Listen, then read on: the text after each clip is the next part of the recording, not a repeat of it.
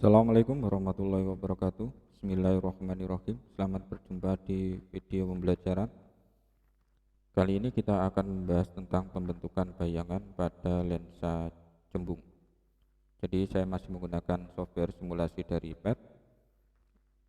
Software atau aplikasi ini web based, jadi tidak perlu instalasi, bisa digunakan secara online atau di-download kemudian dijalankan secara offline.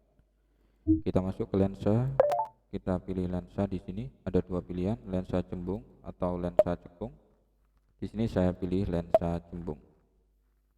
Baik, di sini saya akan aktifkan labelnya untuk mengenai titik fokusnya. Ini titik fokusnya. Karena ini lensa, maka yang terjadi adalah proses pembiasan cahaya. Kemudian kita pakai sinar-sinar istimewa saja. Objeknya kita ganti dengan tanda panah. Oke. Di sini kita lihat, kita akan menentukan pusat gelengkungan lensa. Nilainya 2 kali dari nilai fokusnya. Kita lihat di sini, fokusnya ada di 80, maka pusat gelengkungannya ada di 160. Oke, di sini pusat gelengkungannya kita tandai, pusat gelengkungan sebelah kiri. Kemudian pusat gelengkungan di sebelah kanan juga nilainya sama, 160.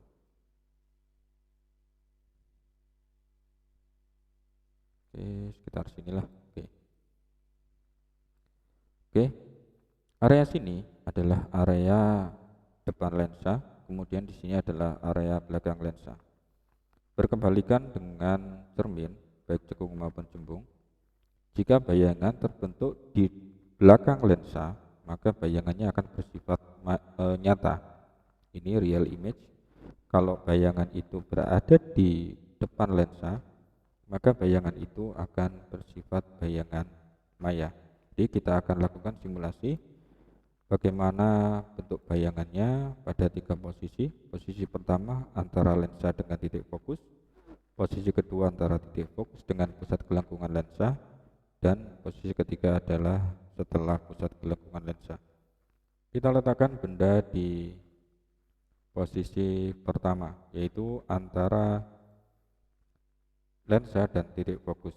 Di sini kita menggunakan sinar istimewa pada lensa cembung. Yang pertama adalah sinar istimewa sinar sejajar sumbu utama. Saya turunkan sedikit. Sinar sejajar sumber utama dibiaskan melalui titik fokus. Sinar yang kedua adalah sinar melalui pusat lensa dan diteruskan. Di sini kemudian dibentuk garis imajiner sehingga terbentuk bayangan dengan sifat maya karena terbentuk di depan lensa, maya tegak dan diperbesar. Oke, ini pada posisi pertama. Posisi kedua, jika benda berada di antara titik fokus dan pusat gelengkungan lensa. Kita tarik di sini. Nah, maka bayangan terbentuk di belakang lensa sehingga bayangannya bersifat nyata, namun sekarang terbalik dan dia diperbesar. Sinar istimewanya masih sinar sejajar sumbu utama dibiaskan melalui titik fokus, kemudian sinar melalui pusat gelengkungan lensa diteruskan, kemudian sinar melalui titik fokus dibiaskan sejajar sumbu utama, terbentuk bayangan di sini. Maya, nyata, terbalik dan diperbesar.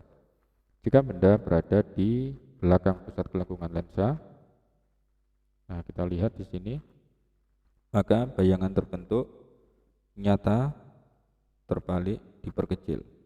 Jadi kalau yang tadi pada posisi antara fokus dengan pusat gelengkungan lensa, nyata, terbalik, diperbesar.